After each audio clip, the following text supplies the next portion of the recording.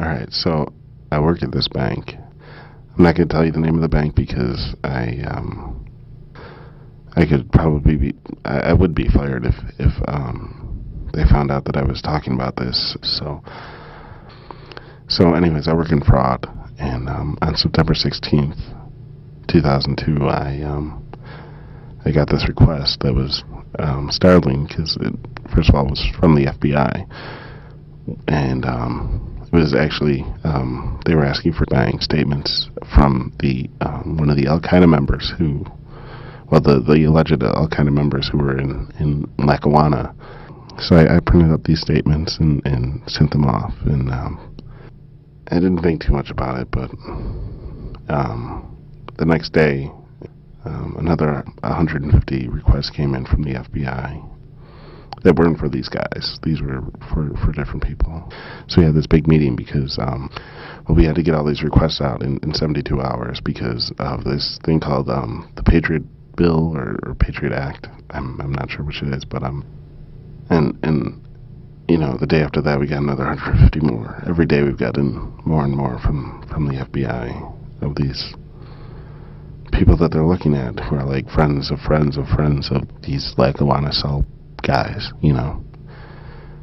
And I'm really scared. I'm scared for two reasons. The first is that I'm just afraid of the FBI looking at me because I'm not the most upstanding of citizens. I'm not patriotic. I don't have a flag in my window. I don't agree with anything that's going on right now. In fact, I'm really fucking scared. The other reason it scares me is because I'm doing it. Every day I'm going in for $9 an hour and printing up these documents that the FBI is demanding and that the government demands that I do. And I'm not quitting. I just think about these people in Germany who got jobs.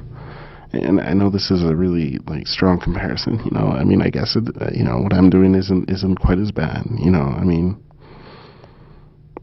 I'm not really killing anybody or anything, but I mean, who's to say what's going to draw the line for me? I mean, you know, for $15 an hour, would I turn the gas on? This little story that I wrote for Art Voice, you know, which went to the Humanists, which went out to the country, turns out to be a Project Censored Award winner #3, not because I didn't need great investigative reporting, because my reporting basically was done in my little office. The only reason why this is, you know, censored story #3 is because nobody in this country is practicing journalism anymore.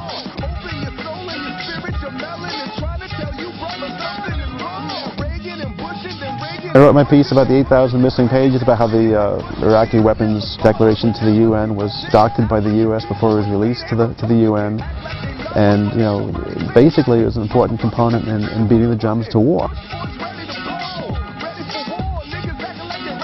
And this information's been all over the European press. You know, hence, the European public opinion was overwhelmingly against the war. American public opinion was just like duh.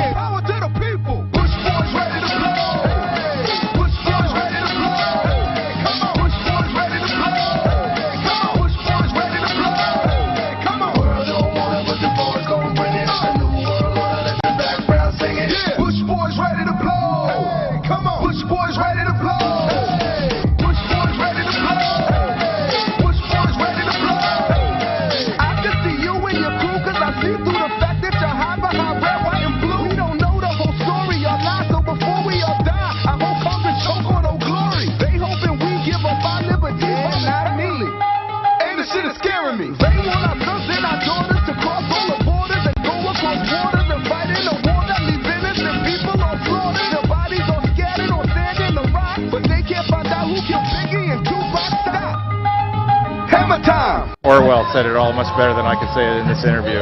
War is peace and freedom is slavery.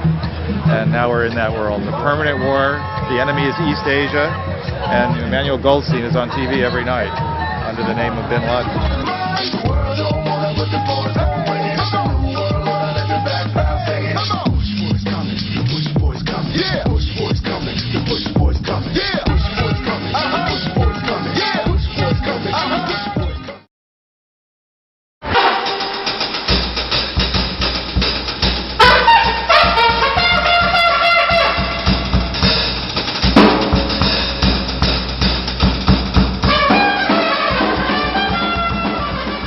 new organization, U.S. Labor Against the War, began in Chicago on January 11th, hosted at the second largest Teamster local in the United States, Local 705 in Chicago, which is a local of truck drivers and UPS workers that had itself adopted an anti-war resolution just before U.S. law was founded that had been supported virtually unanimously by the members at the meeting where it was passed.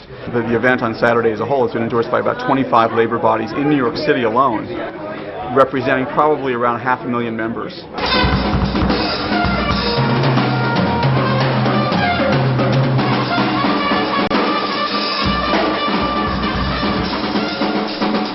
One of the problems that the labor movement has had is that the arms industry has been a big business and has employed a lot of workers and a lot of unionized workers.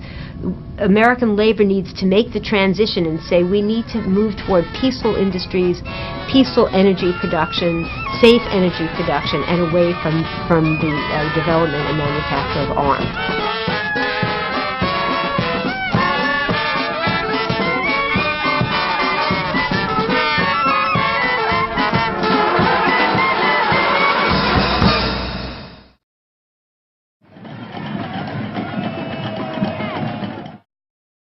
Okay, so I ran a drop-in center for prostitutes for 6 years, and I spent like 3 years doing HIV/AIDS education out of prison, and now I'm teaching women prisoners how to read and write. So this is my poem.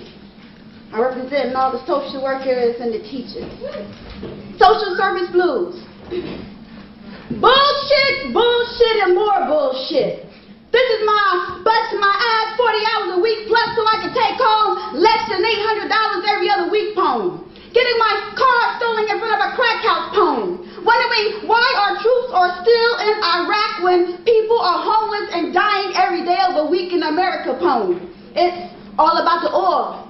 This is my don't tell me it's my duty to give back when I give back every day I go to work poem. Have you ever told someone 19 years old they were HIV positive poem and your daddy is not coming home because he was killed by a stray bullet on his way to work poem? This is my I'm sorry I can't help you because our funds have been cut. There's no food in the food pantry to give you and this office will be closing because the grant didn't get refunded poem. This is my standing on street corners with prostitutes at 2 a.m. Telling them they can find salvation and direction without getting on their knees and going back to work at 8 a.m. poem. This is my explain to inmates about to come home who's been gone so long, the bus takes dollar bills now. And you have to dial the area code followed by the number to dial home now. This is my tired of doing the state report, the monthly report, the Ryan White report, and the weekly report, and having my supervisor take all the credit poem. This is my I had it up to here, and I'm not even that tall poem. This is my why is it teachers make less than professional athletes, and instead of building more prisons, let's build more schools and start after school programs, and maybe our youth won't find a need to be blood, Crips, and Latin Kings and will know how to read poem. This is my get off of Mars and start concentrating on Earth poem. Vote so Bush doesn't get reelected poem. A 6th grade girl told me she gives good head poem. This is my I'm the only female in a room full of prisoners with a dildo in my left hand and a condom in my right hand. Explaining to